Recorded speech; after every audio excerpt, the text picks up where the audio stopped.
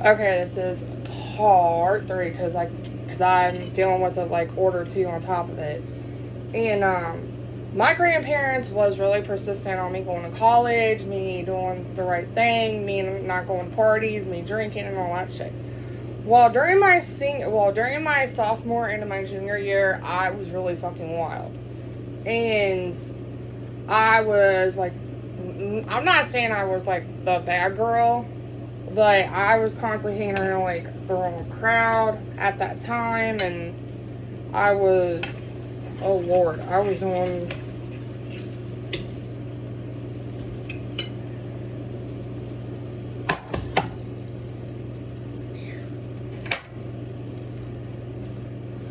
I was pretty wild because I met Chris the beginning of my junior year into the beginning of my,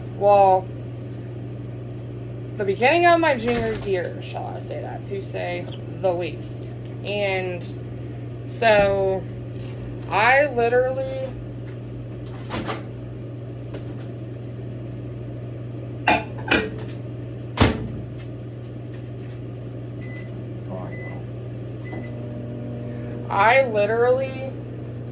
was one of them kids that had to obey house rules. I had to deal with everything. I had to go to school, get good grades, get a job, which I had at the time, that was the beginning of my freshman year. And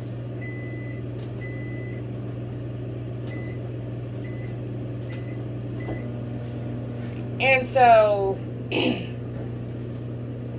during that time, I was working, I was dating, I was doing all kinds of shit. And I had to become very independent at a young age because I didn't want to have to depend on a man and have a man be taking care of me, have a man over me, and all that shit. And so during that time, I told my grandparents, I said, I'll go off to college as long as y'all, can be paying for it and all that stuff until I can get, like, all my loans and shit. So,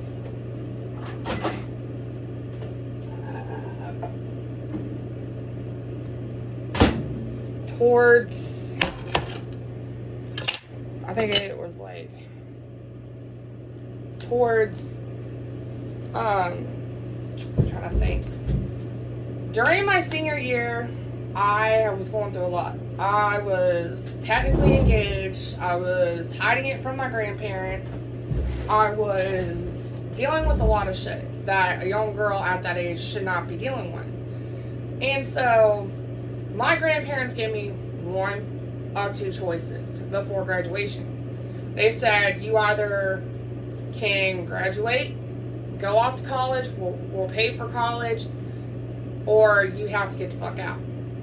And so I agreed to go to college. Because back then, I didn't have that choice. I wasn't like everybody else. Their parents let them throw parties, do alcohol at a young age, and all that stuff. And so my grandparents, they made it known to me that it was either I shape my act up, I do the right thing, I go off to college, I become something of myself, I don't depend on a man, I become independent. So during my senior year, my grades was, in the beginning of my senior year, my grades didn't go right. So I had to be shaping my act up, doing a lot of like extra paperwork, doing this, doing that. So Diamond, when I went to Diamond also, my senior year, I was not in the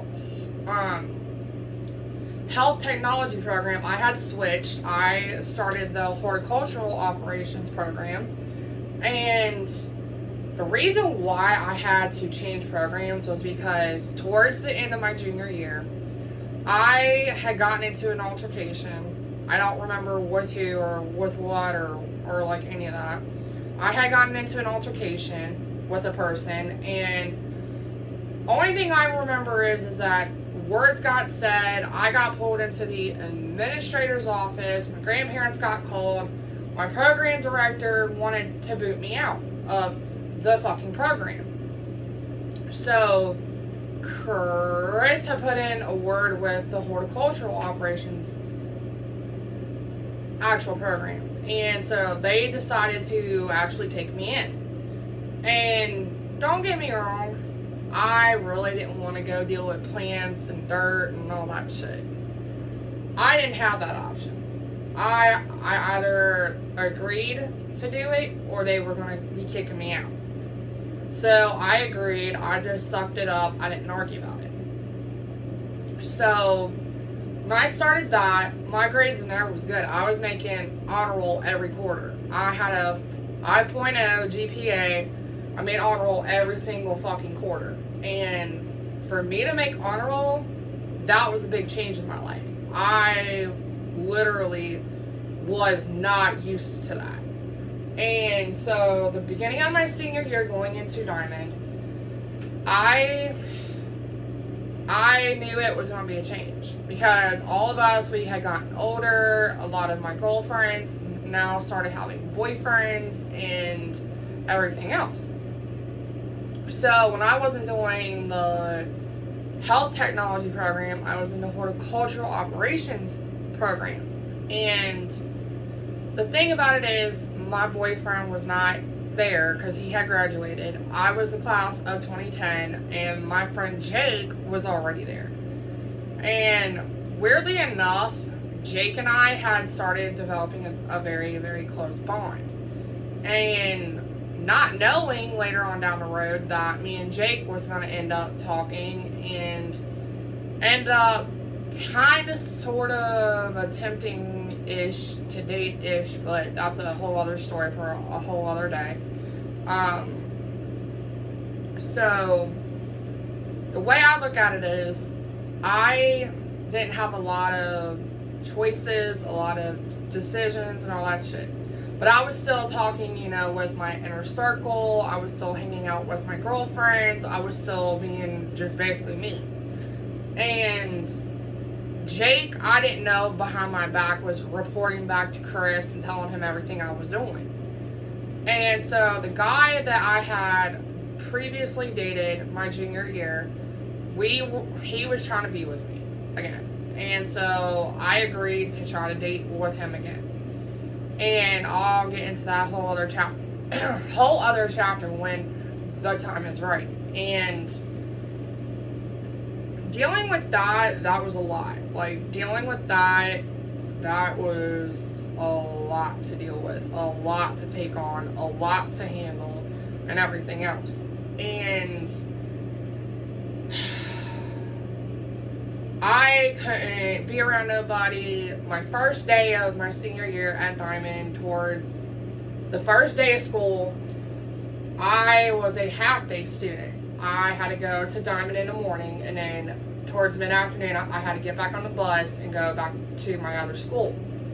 So after school that day, I got a text on my phone, and it was Chris. He said, when you get out of school, come straight to the parking lot. He's like, you're not getting on the bus. He's like, I'm picking you up and taking you out with me. So I had texted my grandparents. I told them about it, and the thing about it is that during that time, I was wild as hell. I thought I was Little Miss Badass. I didn't have to listen to nobody. I didn't have to deal with nobody. I didn't have to do any of that. And so the thing about it is that the weird thing about it is that I was off the motherfucking chain. And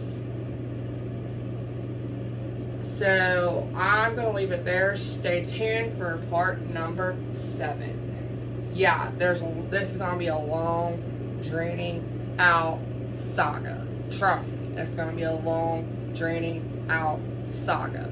Believe me on that. So, deuces.